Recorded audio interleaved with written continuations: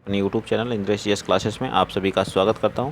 तो दोस्तों, आज हम लोग क्या देखेंगे, पॉलिटी के महत्वपूर्ण प्रश्न। ठीक है, विथ डिटेल के साथ हम सारे क्वेश्चन को क्या करेंगे, यहाँ पे कवर करेंगे। ठीक है, जो सभी एग्जाम में क्या किए गए हैं, पूछे गए हैं। ठीक, तो आप लोगों को डरने की कोई बात नहीं है, जितना हो सकेगा उतने सारे क्वेश्चन को हम लोग क्या करेंगे, यहाँ पे कवर करेंगे। ठीक, चलिए देखिए, पेट के क्वेश्चन पूछे गए हैं, पहले पेट के, उसके बाद जो वीडियो री एग्जाम के सभी हमारे वीडियो में भी पूछे गए क्वेश्चन है। तो बताइए, पहला क्वेश्चन हम लोग का क्या करा कि भारतीय संविधान में जन स्वास्थ्य एवं स्वच्छता किसमें शामिल है।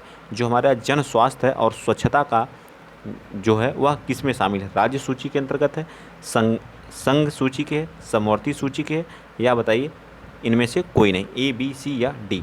तो हमारा जो जन स्वास्थ्य वाली समस्या है और आप स्वच्छता की समस्या है, यह जो हमारे राज्य सूची का विषय है, किसका विषय है, राज्य सूची का विषय है। ठीक है, यह जो हमारी सूचियाँ हैं, यह किस अनुसूची के अंतर्गत आती हैं।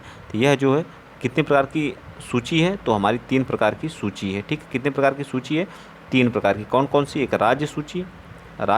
ठीक है, राज्य सूची एक क्या होती है, राज्य हो गई, एक संघ हो गई, संघ सूची, और एक क्या हो गई, समवर्ती। ठीक है, समवर्ती सूची।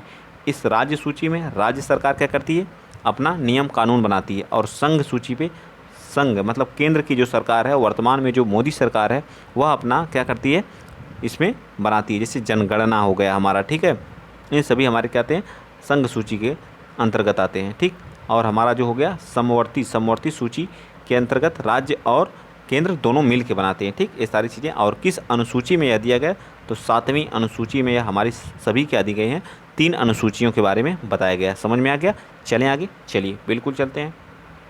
क्वेश्चन नंबर 2 देखिए क्या करा कि भारत में पंचायती राज व्यवस्था किसके अंतर्गत रची गई है, बताइए। तो मूल अधिकार में, बिल्कुल नहीं। मूल अधिकार हमारा किस आर्टिकल से, किस आर्टिकल 12 से 35 तक हमारा का मूल अधिकार है। ठीक है, और राज्य का नीति निदेशक कहाँ से है, तो आर्टिकल 36 से लेकर के आर्टिकल 51 तक हमारा क्या है, नीति निदेशक तत्व, जिसको हम बोलते हैं DPSP। इसी के अंतर्गत हमारा पंचायती राज व्यवस्था आर्टिकल 40 के अंतर्गत हमारा क्या है, पंचायती राज व्यवस्था की बात की गई। मौलिक कर्तव्य हमारा क्या, आर्टिकल 51 में के क में है। ठीक है, मौलिक कर्तव्य हमारा आर्टिकल 51 के क में है। ठीक है, तो राइट आंसर हमारा क्या आ जाएगा, बिल्कुल सी पार्ट हमारा क्या आ जाएगा, इसका सत्य हो जाएगा। ठीक है, सी पार्ट क्या हो जाएगा, आर्टिकल 40 में पंचायती राज व्यवस्था इसी के अंतर्गत रची गई है, और 36 से लेकर 51 तक हमारा DPSP है। ठीक है, DP राज्य का नीति निदेशक तत्व, यह इसको हम न्यायालय या हाई कोर्ट या सुप्रीम कोर्ट में नहीं ले जा सकते हैं, लेकिन मूल अधिकार का अगर यदि हमारा हनन हो रहा है तो इसको सुप्रीम कोर्ट और हाई कोर्ट हम ले जाया जा सकता है। वाद योग होगा, लेकिन जो नीति निदेशक तत्व है या वाद योग्य नहीं है। समझ में आ गया सारी चीज़ें, चलिए आगे चलते हैं। क्वेश्चन नंबर 3 क्या करा, शिक्षा का अधिकार एक मौलिक अधिकार है जो किस आर्टिकल में है। तो शिक्षा का अधिकार जो हमारा जो है, अनुच्छेद किसके अंतर्गत आता है, अनुच्छेद 221A के अंतर्गत हमारा आता है क्या, शिक्षा का अधिकार आता है। किस आर्टिकल के तहत, आर्टिकल हमारा जो तो 21 का A आ गया। ठीक है, 21 का A, इसमें जो है 6 से लेकर 14 वर्ष के बच्चों को निःशुल्क शिक्षा की बात की गई है। क्या की गई है, निःशुल्क शिक्षा की बात की गई। आर्टिकल 19 में क्या होता है, प्रेस की स्वतंत्रता है। ठीक है, आर्टिकल जो हमारा 9 दिया गया है, आर्टिकल 19 दिया गया है, इसमें प्रेस की स्वतंत्रता है। ठीक है, प्रेस की स्वतंत्रता की बात किया गया है, स्वतंत्रता की बात की गई। ठीक है, और आर्टिकल 20 और 30 यह हमारे क्या, अल्पसंख्यक जो भाई होते हैं उनसे रिलेटेड है। ठीक है, अल्पसंख्यकों से रिलेटेड है। ठीक है, चलें आगे, चलिए। तो इसका राइट आंसर ए पार्ट बिल्कुल सत्य हो जाएगा। ठीक, इसी तरह से सारी चीज़ें जब तक 360 नहीं पढ़ेंगे आप, तब तक चीज़ें समझ में नहीं आएंगी। ठीक, 360 पढ़ने के लिए आपको इंद्रेश जीएस क्लासेस को ज्वाइन करिए। यहाँ पे UPSSC के जितने भी क्वेश्चन हैं प्रीवियस ईयर के सभी कराए जाते हैं। ठीक, निम्न में से किसने संविधान सभा में उद्देश्य प्रस्ताव रखा था, बताइए किसने संविधान सभा में उद्देश्य प्रस्ताव रखा था। तो बताइए आप, जवाहरलाल नेहरू ने, महात्मा गांधी ने, BN राव ने, BR अम्बेडकर ने। तो जो उद्देश्य प्रस्ताव कौन रखा था, तो BN राव जी ने रखा था। ठीक है, BN राव जी ने रखा था। ठीक, याद रखिएगा। प्रारूप समिति के अध्यक्ष कौन थे, तो प्रारूप समिति के अध्यक्ष समिति के अध्यक्ष हमारे कौन थे, डॉक्टर भीमराव अम्बेडकर जी प्रारूप समिति के अध्यक्ष थे। जो हमारा संविधान सभा बनी थी, इसमें जो है सबसे पहले अस्थाई अध्यक्ष कौन थे, तो सच्चिदानंद सिन्हा थे। अस्थाई अध्यक्ष कौन बने थे, अस्थाई अध्यक्ष हमारे कौन बने थे? तो अस्थाई अध्यक्ष बने थे जवाहरलाल नेहरू जी। ठीक है, जवाहरलाल नेहरू संविधान सभा के अस्थाई अध्यक्ष थे। ये भी चीज़ें आपको याद रखना। महात्मा गांधी ने संविधान सभा में कोई इनका रोल नहीं था। ठीक, चलिए आगे आ जाते हैं। नेक्स्ट क्वेश्चन, क्वेश्चन नंबर आप बताएंगे 5। क्वेश्चन नंबर 5 बताइए, भारतीय संविधान के किस अनुच्छेद में अल्पसंख्यक के हितों की बात की गई है? अल्पसंख्यक के हितों की बात अभी मैंने किस आर्टिकल में अल्पसंख्यक के हितों की बात आर्टिकल 21 में की गई है। आर्टिकल 21 में जो है क्या बताएगा? आर्टिकल के 21 में जो शिक्षा का अधिकार था उसकी बात की गई है। और अनुच्छेद 24 में जो है किसकी बात की गई है? जो हमारे कामगार जो बलात् श्रम जो होता है उस पर रोक की बात की गई है आर्टिकल अनुच्छेद 24 में। इस चीज़ को भी आप दिमाग में फीड कर लीजिएगा। ठीक है, चलिए नेक्स्ट चलते हैं। क्वेश्चन नंबर 6 बताएंगे आप लोग। क्वेश्चन नंबर 6 बताइए, कह रहा कि भारत के संविधान में इनमें से क्या राज्य सूची में सम्मिलित नहीं है? बताइए, राज्य सूची के अंतर्गत नहीं आता है। पुलिस, जेल, कानून और व्यवस्था, दंड प्रक्रिया संहिता। बताइए, तो कानून और व्यवस्था ये भी है, पुलिस भी है राज्य सूची के अंतर्गत, जेल भी है। ठीक है, और कानून व्यवस्था। जेल, अगर आप जेल भूल रहे हैं तो आप याद रख लीजिएगा कौन सा? अतीक खान वाला केस। अतीक खान अहमदाबाद जेल में बंद रहता है। ठीक है, वहाँ से यूपी पुलिस जाती है, लेके आती है। ठीक है, तो इसका मतलब जेल वाली प्रक्रिया जो होती है वह किसके पास होती है? राज्य सरकार के पास होती है। ठीक, और दंड संहिता जो आईपीसी हमारी होती है वह हमारी किसके अंतर्गत आती है? तो किसके अंतर्गत आती है? तो वह केंद्र के अंतर्गत आती है। तो राइट आंसर हमारा क्या जाएगा? डी पार्ट बिल्कुल सत्य हो जाएगा। छठवां का क्या आ जाएगा? डी पार्ट बिल्कुल सत्य हो जाएगा। ठीक, चलें आगे। चलिए नेक्स्ट चलते हैं। अगला क्वेश्चन, क्वेश्चन नंबर 7 बताइए। क्वेश्चन नंबर 7वां क्या कह रहा है कि निम्नलिखित में से क्या भारतीय संविधान की मुख्य विशेषता नहीं है? बताइए, क्या भारतीय संविधान की मुख्य विशेषता नहीं है? अर्धसंघीय संरचना, प्रतिबद्ध न्यायतंत्र, या शक्तियों का वितरण, या लिखित संविधान और संविधान की सर्वोच्चता।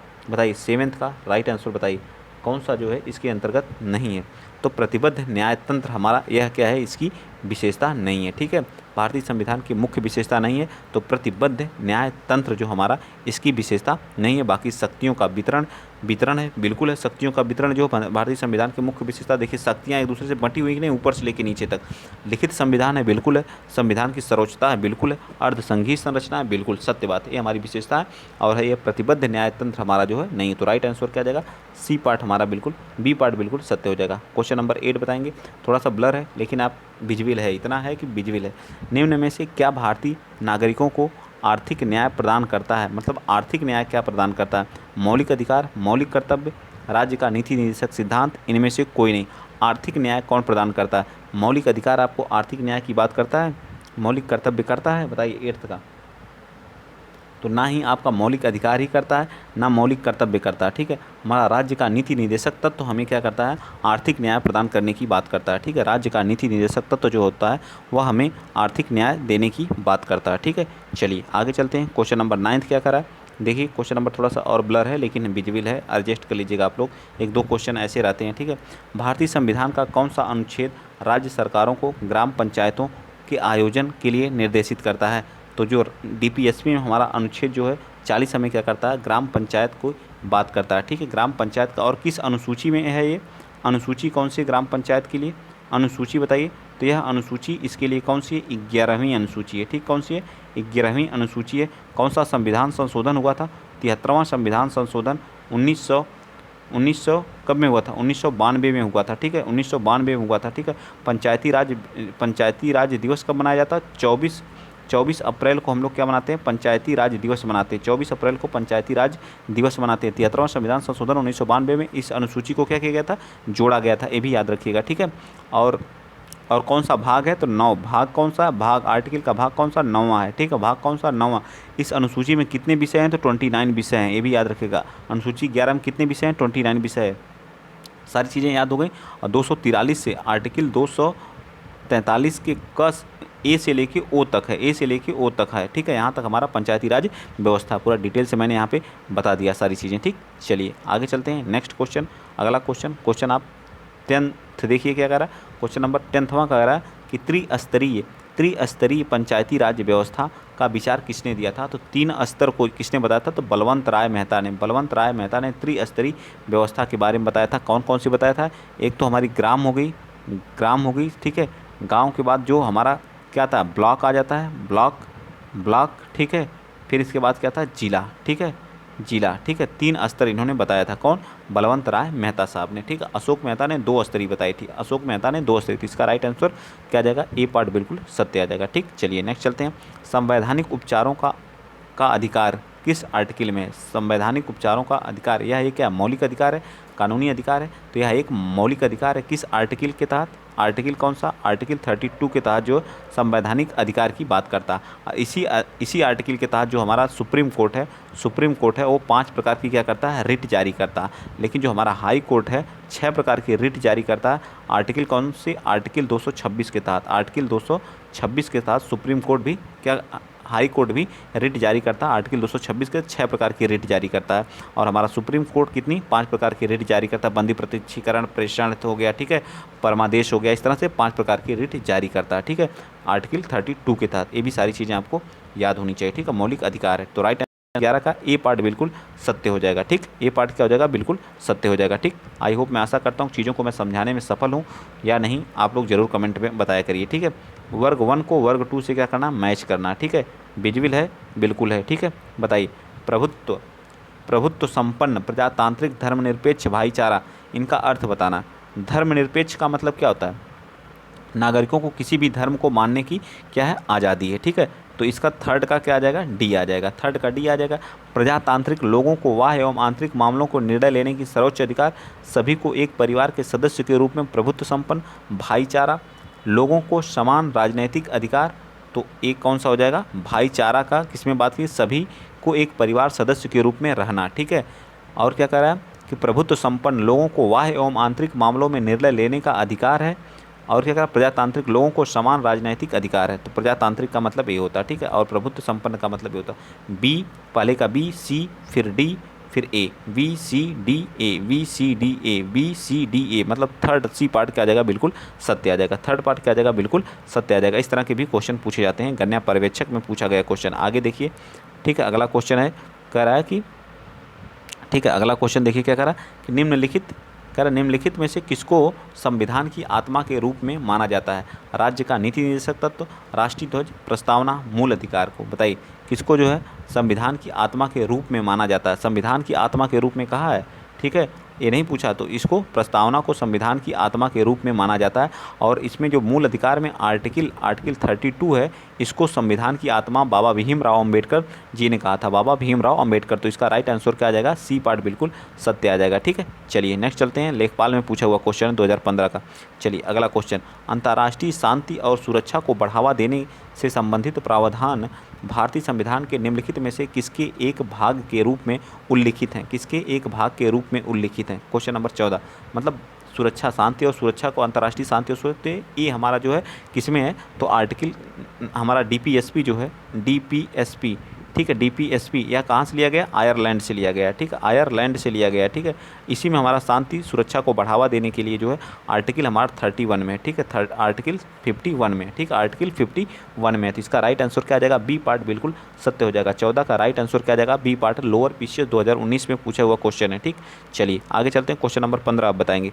बताइए, कह रहा है कि भारतीय संविधान का निम्नलिखित में से कौन सा अनुच्छेद ग्राम पंचायत के गठन की बात करता है? इसके बारे में पूरा डिटेल से मैंने बताया था। तो आर्टिकल हमारा कौन सा?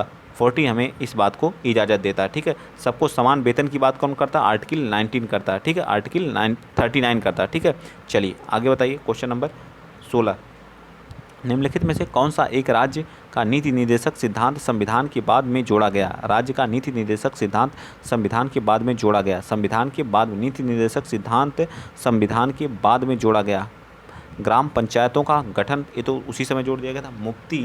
मुफ्ती कानूनी सलाह, गोवध निषेध, समान नागरिक सिविल संहिता, आर्टिकल 24 में दिया। गोवध निषेध बताइए कौन सा? मुफ्ती कानूनी सलाह। 16 का राइट आंसर बताइए। तो सी पार्ट हो जाएगा, मुफ्ती कानूनी सलाह एक क्या किया गया? बाद में जोड़ा गया, ठीक है। नेक्स्ट बताएंगे, क्वेश्चन नंबर 17, समान कार्य के लिए समान वेतन भारत के संविधान में सुनिश्चित किया गया है। बताइए, समान कार्य के लिए यह राज्य के नीति निर्देशक तत्वों में, समान कार्य के लिए समान वेतन आर्टिकल 39 में, ठीक है, आर्टिकल 39 में इस बात को सुनिश्चित करता है। चाहे महिला हो चाहे पुरुष हो, सबके लिए समान कार्य के लिए समान वेतन उपलब्ध कराए जाएंगे। बताइए, भारत के संविधान में कल्याणकारी राज्य का आदर्श किसमें प्रतिष्ठित है? उद्देशिका में, राज्य के नीति के निदेशक तत्व में, मूल अधिकार में या 7वीं अनुसूची में। क्वेश्चन नंबर 18 बताइए। क्वेश्चन नंबर 18 का क्या जाएगा, राज्य के नीति निदेशक तत्व में भारत एक कल्याणकारी राज्य होगा, इसकी बात की गई है। ठीक है, लोअर पीसीएस 2013 और 4-5 दोनों में पूछा गया है। ठीक, नेक्स्ट बताएंगे क्वेश्चन नंबर 19।